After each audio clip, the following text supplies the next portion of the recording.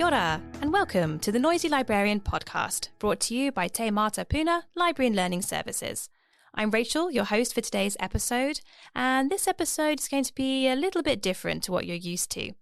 Today, we're recording in the School of Communications here at AUT, thanks to our amazing AUT friend Rufus, as it's AUT Live today. What is AUT Live, I hear you ask? Well, AUT Live is the most open day, our annual university open day event. All of our campuses and faculties are open, so you can come and experience what life is like at AUT. Meet our talented academics, check out our world-class facilities. Don't forget to come and visit all 3 of AUT's libraries. That's right, I said 3. And learn more about our innovative programs. So, to learn more about what's happening today, we've invited AUT's vice-chancellor, Professor Damon Salesa, to join us in the Noisy Librarian's first staff interview. Professor Salesa is a prize-winning author, fellow of the Royal Society of New Zealand, and interdisciplinary scholar who works on Oceania, especially history, politics, and culture. Libraries also have a special place in his heart, as he is kaitiaki of the Alexander Turnbull Library. It's official, our Vice-Chancellor is a library nerd. So stay tuned for the interview coming up next.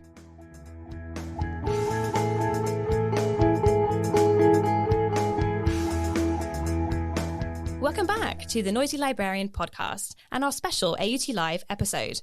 We're absolutely delighted to welcome onto the Noisy Librarian Podcast AUT's Vice-Chancellor, Professor Damon Salesa. Talofa lava, Vice-Chancellor. Thank you so much for joining us today on a very special day for AUT Live. How are you today? I'm good, thank you. Talofa. Yeah, it's great to be here on AUT Live Day, which is just such a vibrant and special day at AUT, and it's an opportunity to really speak to future students in a really deep and powerful way. Yeah, it's a fantastic morning so far, and the place is buzzing. There's a really great atmosphere. So, it's all good stuff. It's like a nightclub for education. Oh, that sounds like the best place to be, a nightclub for education. In yes, the daytime. Please. Yeah, let's do it. Now, you're very much so a thought leader and a champion, not only for AUT's values, research and achievements, but you're engaged in your own groundbreaking Pacific research and speak openly on a lot of topics that affect the wider tertiary education experience in Aotearoa, emerging AI technologies, educational equity. So subsequently, you've been featured in the media quite a bit. So my very first question is this the first podcast you've been on? I'm having to think about it. Oh. No, it's not. But this is the most special one. Oh, great. I'd say we're really hoping to have that. But yeah, we'll take that. This is the most special podcast. You heard it here first from the Vice-Chancellor. So we're here today, AUT Live. Would you mind telling us what AUT Live is and what's happening across campuses right now? So AUT Live is our open day, and it's situated in the time of the year when school leavers, next year's school leavers, Year 13 students typically, but not just Year 13 students, or other people who are thinking of returning to study, which for AUT is a really important group of people who are working up to take that bold and courageous step to learn for their future. It's an opportunity to come in a very quick way, navigate around the offerings of the university, get a taste, get to speak to people, get to walk inside AUT and get an experience so you know what university would be like if you came to AUT, and also get a really strong sense of the particular course or program you're interested in. So it's an opportunity to sort of do a shop around, and if you know what you're doing, to take a deeper dive as well. So you can do both of those things. You can sort of quickly navigate across a bunch of programs to see what, if you're not sure, and if you are sure, take a deeper dive. So there's both booths you can ask any question to, and then there's also presentations which go much deeper into the structure of a degree, what you can do with a degree or a program after you graduate. So it's an open day, but it is the most open day is the kind of tagline, and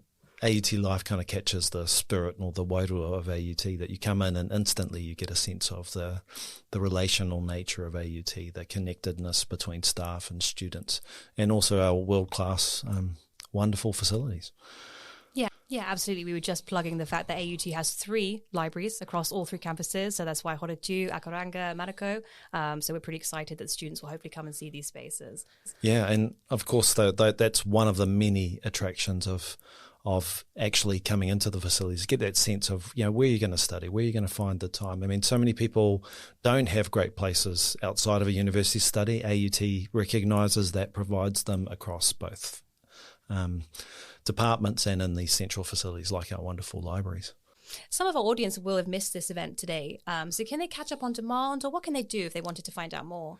So there's many ways. So obviously we've built an online portal so you can access all that information. So the information part is always available. We've tried to make it as accessible as we can so that we're not speaking university speak, but speaking learning and future speak. So people come in with their ambition and can navigate it. We can do that online.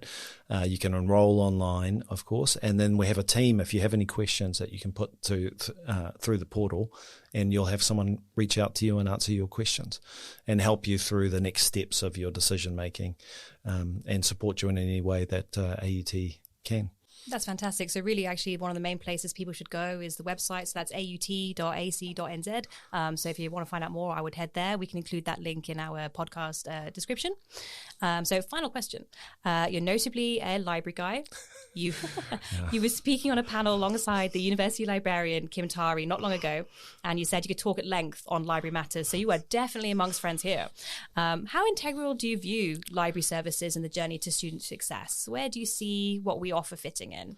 I feel like I should talk at length now about libraries. Yeah, please do. Well, I even spent a year as the National Library Fellow, the Fellow of the Alexander Turnbull Library. And so I actually lived in a library for a year in a really deep way. So libraries have always been really important to me, both for my research, but also for my sort of learning journey. When I grew up, I didn't have many things, but I did have a library card, and I was allowed to go to the library once a week, which I did always.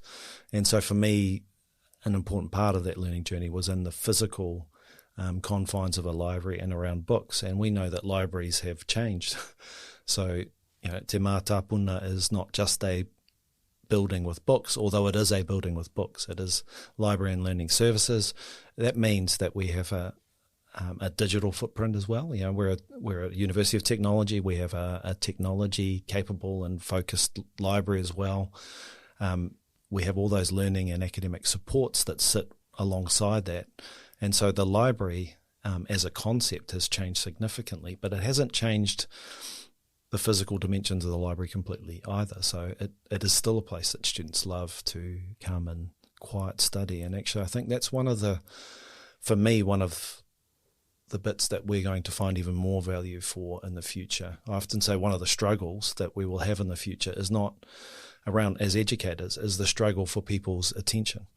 And we're surrounded by things that want our attention. I mean, just look at people these days, including myself and probably you as well, that have more than one screen going at once. Our minds are all over the place, but quiet reading, dedicated study, focus gives a mental discipline, which is at the heart of many dimensions of learning. And the library is one of the places I still go to our library sometimes just to find that kind of focus and to take an hour to read something deeply and think about it. And that is a powerful act of learning, self-directed, self-effective learning. And libraries are places where you can do that. So yes, they've changed a lot, libraries. They'll change more, and they always have. If you look at the great medieval libraries, they look different to ours.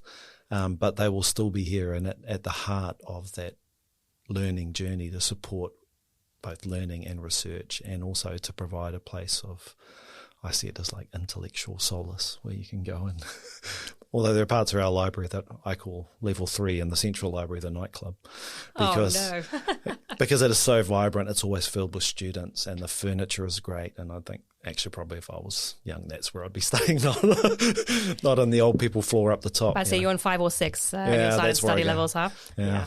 I mean, level 3 is great, I just say, because it's got a great, vibrant atmosphere and people can come and study and be in groups. We want to keep the noise down. So anybody listening, level 3, let's keep that noise down. Let's keep the hot food out of the library. Well, one of the things I like about that level is that you kind of don't know where the library begins or ends.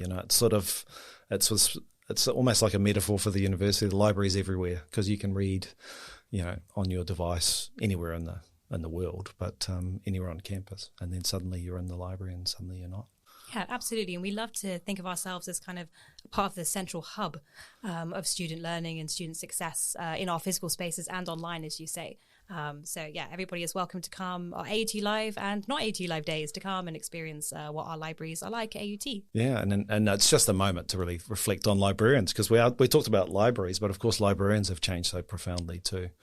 And I think in the future we face, which is a technology future, we will come to value independent curation of knowledge even more. At the moment, we've surrendered so much to AI companies, to big corporations which manage so many of the things we read and buy and how we search.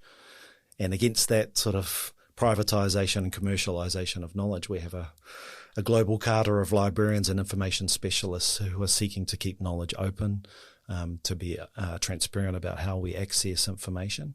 And I think those are so critical to the future of not just our universities, but our worlds, and librarians and information specialists are so critical to that. And that's one of the things that should inspire us when we see libraries going forward as they do at AUT. Yeah, I completely agree. And in fact, the podcast name is the Noisy Librarian Podcast. And in fact, we adopted this name because, we really want to be advocates for what's happening in academic libraries and what's happening in libraries across the country, but also to kind of speak up and loud and proud about the student experience and how students can hopefully achieve success using our services. So that's why we are Noisy Librarians. There are no more quiet librarians. I'm sure they're quiet at times, right? That's true. And sometimes we're shushed by the students. So, there it is. Well, thank you so much for your time, Damon. We really appreciate you coming on. Oh, thank you for having me. Ngā mihi nui.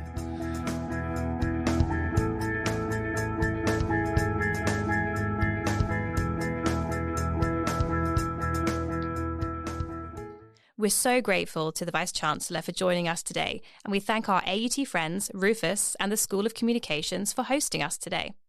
Thank you for listening to this special AUT Live episode. You can find us on Podbean, Apple and Google Podcasts, iHeartRadio, and now YouTube. You can also follow Te Mata Puna Library and Learning Services on Instagram, Twitter, and Facebook. See you next time.